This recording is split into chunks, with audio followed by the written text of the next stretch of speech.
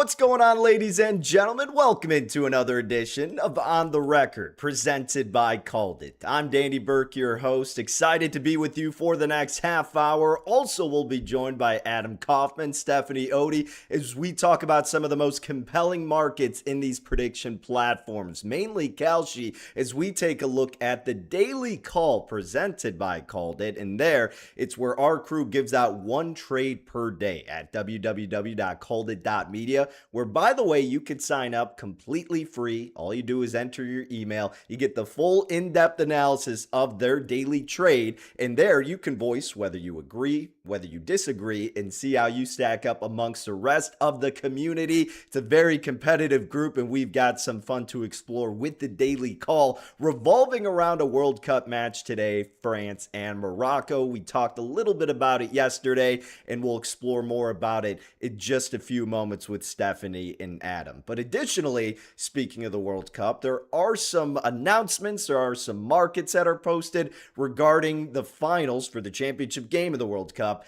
The halftime show, who's going to be performing. Now, the news came out that Justin Bieber is going to be performing, but there are still markets to trade on regarding who else may be making an appearance. So we'll see if any of our panelists have some little inside info or a hunch on who we can trade on for who is going to perform at the halftime of the World Cup Championship.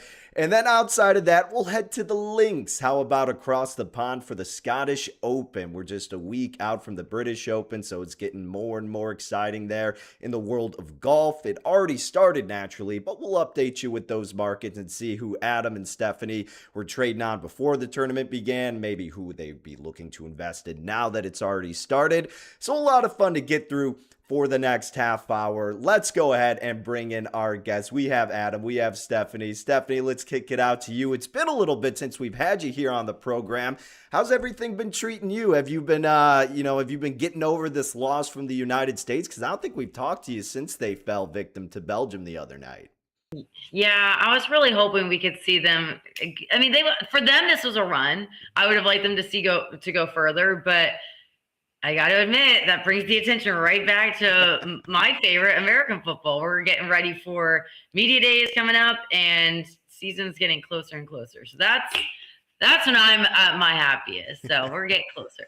Right. Gave you a nice little in-between, a nice little break to get past the worst months for us here in the summer. We're just outside of baseball and golf. Not much is happening, but now it's time to flip those gears into American football. I know you're pumped about that, and certainly Adam and I are as well. And Adam, outside of that, you and I still have been going nuts about all the soccer happening. We were talking about the huge comeback from Argentina the other day.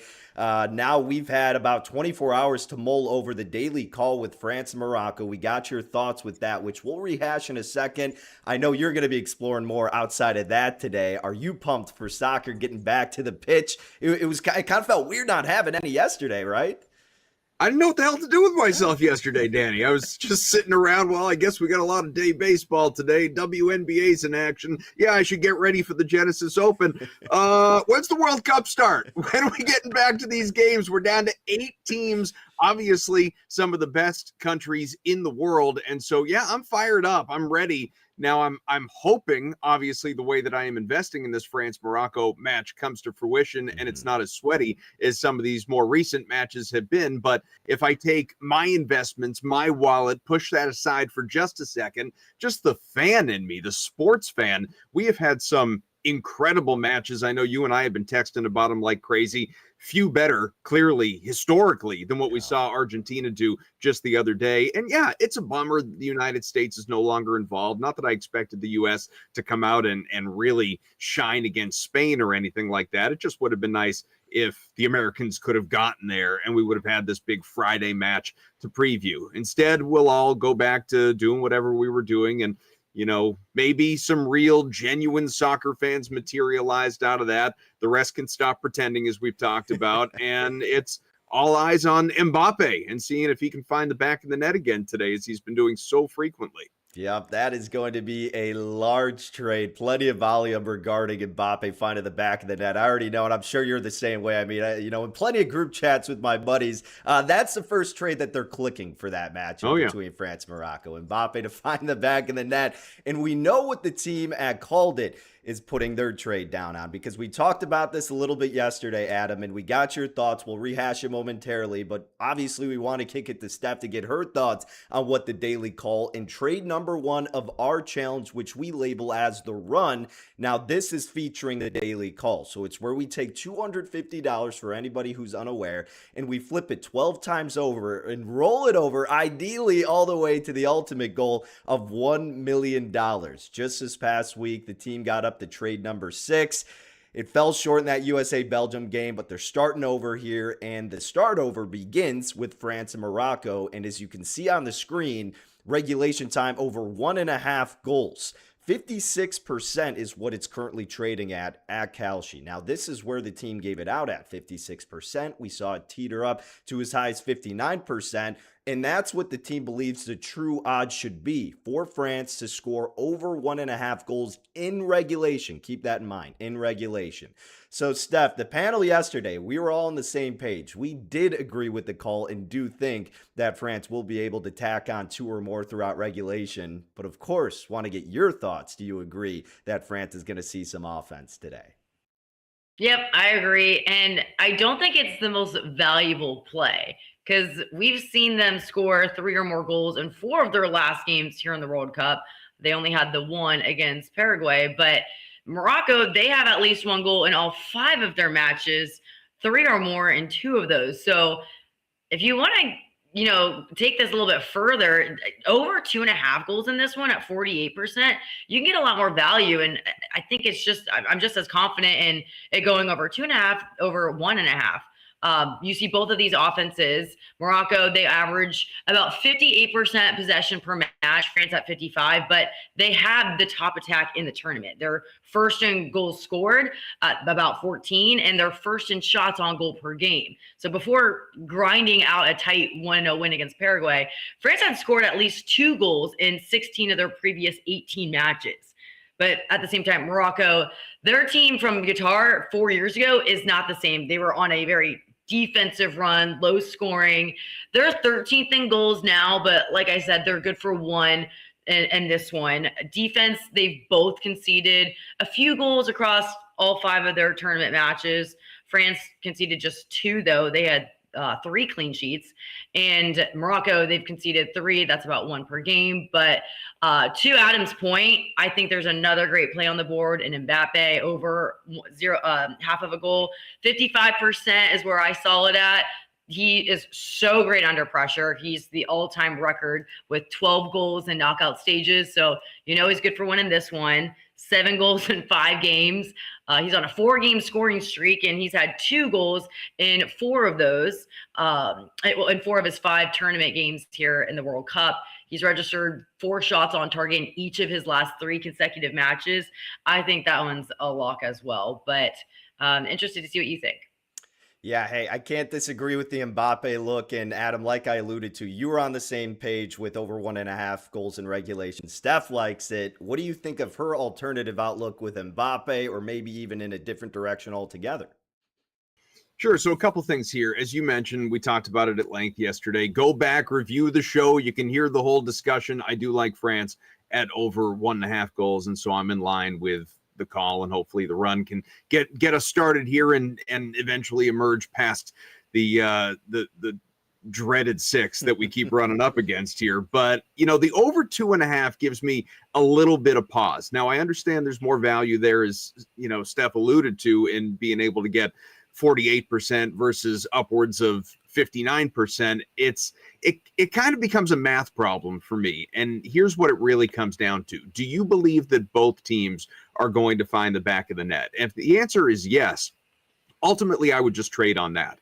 I would take both teams to score at that point in time, because you're just getting a much better number at that point. The over 2.5, to me, bakes in the fact that you believe Morocco is going to find the back of the net. I'm not so sure that we're going to see France as aggressive and attack as incredible of an offense as that is to get to 3. Now, could it happen? Of course. But Morocco's defense has been incredible throughout this tournament. So would I be the least bit surprised if we see France win this game, let's say 2-0? Maybe you want to invest even in France to win something to 0. That's another option that you could invest in if you want to do that. But if you do believe that you think it's going to be, let's say 2-1, maybe you do go over 2.5. Maybe you just invest, do a little sprinkle in correct score outcomes. You could approach it that way and get a much better payout doing that. And so those are just some options to consider. But again, if you're going over 2.5, it really comes back to, do you believe Morocco gets on the board? I'm not so sure. I think France could have a way of controlling this thing, and maybe we get a clean sheet out of the France keeper. Now, the Mbappe goal, as far as alternatives go, when I was thinking about it going into the show, and don't get me wrong, it's the obvious one, right? We always talk about Mbappe's feeling like a free square, same as Messi, same as Haaland, same as so many of these guys. Well, not so many. I mean, really, it's elite company. That's where I went, and I think you're still getting some value even at that 55% that Steph mentioned. This guy has 7 goals across 5 matches here, and yeah, it's kind of a 3-headed monster for France, with obviously Dembele being next in line with 4. I still think the offense starts clearly with Mbappe. And so he's the one that I look to get on the board, get that 8th goal, even Messi atop the Golden Boot race. That's another factor. Haaland is one back. He'll obviously play when Norway goes against England coming up here. But I think in Mbappe, in getting, on the sheet once again, you could do the score or assist, but there's not much value in that. Like him to score and being able to, let's say you put $100 on it, get the payout of about half of that, on top. I think that's a good bargain still for a guy that is going to be attacking. I'm with you here. And I think you do make a good point about the entire game as a whole, looking at that total over 2.5. Not that I necessarily would go against it, but I think it's worth laying more for the team total for France in regulation, because you're expecting them to win this game. You're expecting them to get in the back of the net. And if you're going to get over 2.5 goals in regulation, regardless with that assumption France wins, it has to be France getting 2 goals anyways. And then you're fortunate to get that additional one from Morocco. Now, maybe you just love that play in general, but I don't think it'd be a bad idea at that point then to then make 2 separate trades with France over the 1.5 and the full game total over 2.5. Because the only way it's getting over that is if some miracle happens where Morocco dominates or France takes care of business themselves. So I tend to agree with you there, Adam. And yeah, Mbappe, what argument could you make against him for, trading the no on him to score? Because even in PK, Steph, I mean, this guy's getting all the action anyway. So 55%, it's a decent look. And curious, so if you guys have anything else you liked? I know we got the goal, we got the total. Is that pretty much it for that game, or anything else today that stands out for you guys? How many plays you want on this game, Danny? I want everything. Goodness gracious. There are only so many different ways to invest in the thing. Steph, any other angles? You want us to give you a number of corners? I gave you guys my favorites. I agree with CalledIt, but my alternatives, I'm willing to go a little bit further and take the game to go over 2.5. But to his point, I agree. I think just going all in on France is another good play too. So I'm all in on the France side. I don't really have anything on Morocco. I don't think I'm willing to take them unless it's over like half of a goal, but I don't see as much value there on that play. Fair enough. Hey, for what it's worth, I do love those corner bets, Adam. So I will be awaiting your response either in the show or after for an angle on the corners. Get you on the side. That's right. Let's go. I love it. All right. Well, maybe you guys have a different angle here for the halftime show for the World Cup Championship, because this, of course, you can trade on. Who will perform at the World Cup final halftime show? Now, the announcement did come out that Justin Bieber would be performing. Who's going to be showing up alongside him? Sabrina Carpenter towards the top at 16%. Bad Bunny 10%. I mean, I get it from an international standpoint, but is he going to want to go on the center stage once again after the Super Bowl? Taylor Swift, she's going to be on her honeymoon, right? Trading 7%. Drake 6%. The Weeknd 6%. Alex Warren, it just goes on and on and on with some names I don't even know, Adam. But I think, when you look at this list, I kind of like Drake at 6% here. I mean, the album just came out. It's kind of maybe a revenge for all the guys who dissed him. Kendrick Lamar at the Super Bowl halftime the year prior. I like the angle here with Drake, guys. That's who I would trade on. But what say you? Does anybody have strong feelings about the halftime show? Well, like you said, we got remember, I told Cormac that See, I'm not able to hear Adam, so I don't know if I'm jumping in, but so I remember I said that to Cormac, this whole Shakira thing about how she was performing and she had an impersonator. I did look at the rules on Kalshi. If you make a play and that person isn't actually performing, it's an impersonator. So there could be something there. They said that they have to appear on stage or in the official broadcast stream, actively and perceptively contribute to musical performance by singing. So that was in there because I know there was a whole controversy over the Super Bowl this past year with Cardi B maybe lip singing. And so there is a precedent set. But the other thing is this is the first halftime show for the World Cup. And it is a little bit different because in the Super Bowl, the artists don't get paid and they basically put it together themselves. Like it's their team. They work with like getting the stage on there during that 12-minute period.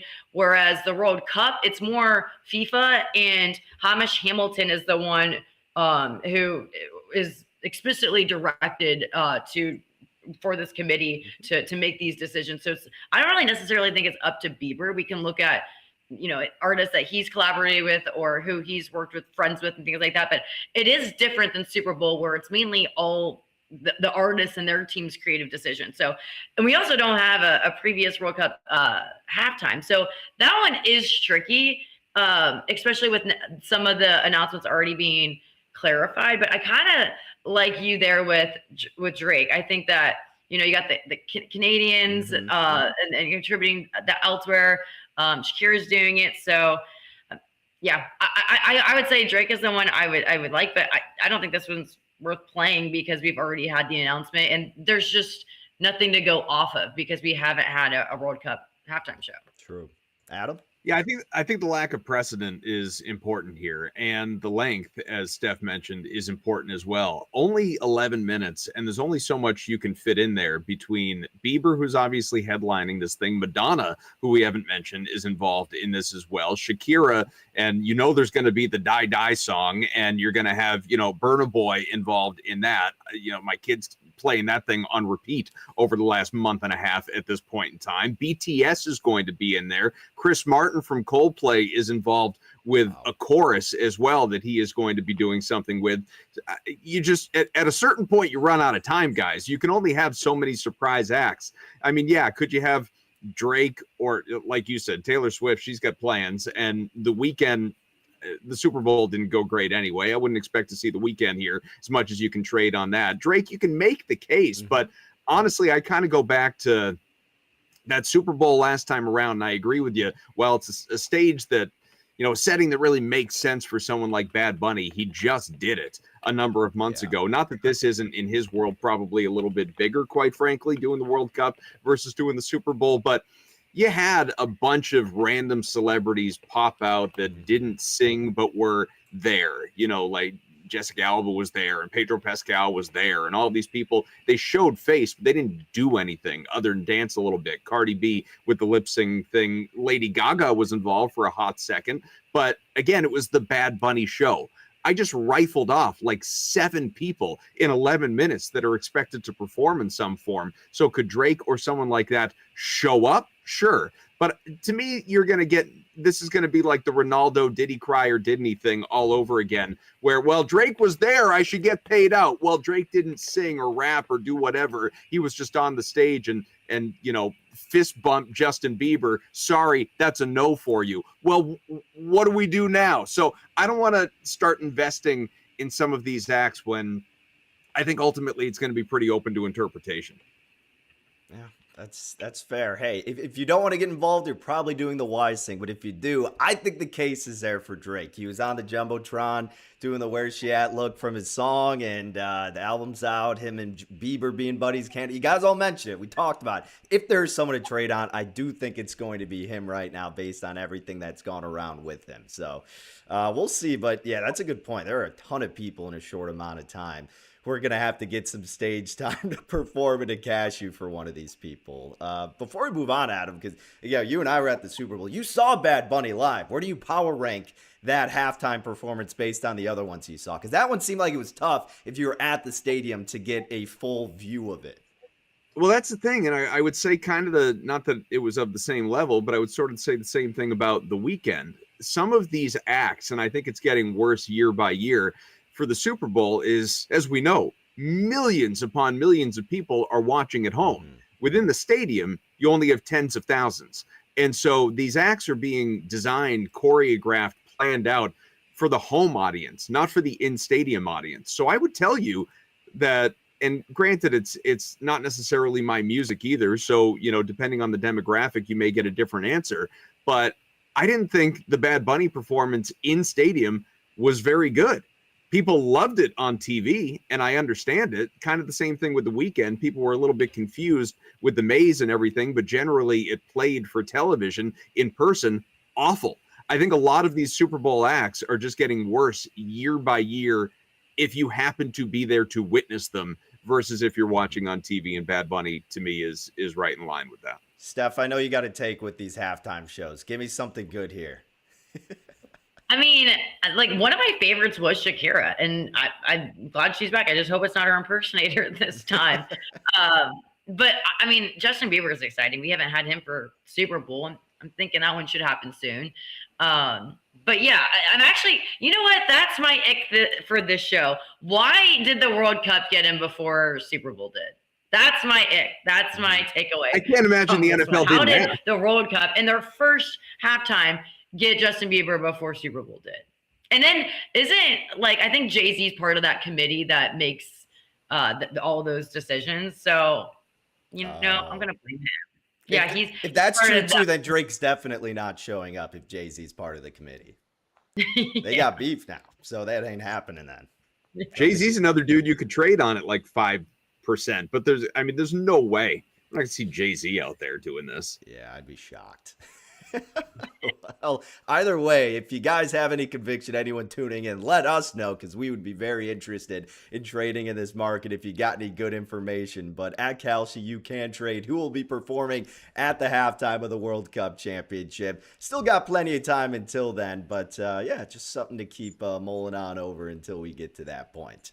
But outside of soccer, still involving international aspects, so we've got some golf, guys. And Adam, I know I love some golf here. Stephanie, I don't know how big into golf you are. If you play golf, I assume maybe you'll watch a little bit of some of the big tournaments here. But right now, going on over the pond, you got the Genesis Scottish Open, and this is leading into the British Open. Now, this is already underway right now, so I'm curious, of course, your guys' thoughts if you had anything before the tournament started, if there's anything you would trade now. We do see Rory 5 under. He's trading at 19%. Scotty, the world number 1, at 13%. He's 2 under. Andrew Novak 4 under. Cantlay, a guy who's just refused to win a big one, but he's starting off hot right now. 5 under, trading at 5.2%. Tom Kim, who's done really well at this course in the past, also starting off 5 under, trading at just under 4%. Wyndham Clark's had a good year. He's 3 under. Ludwig is a guy that I love to bet on, a young stud, but just has not pulled his weight lately.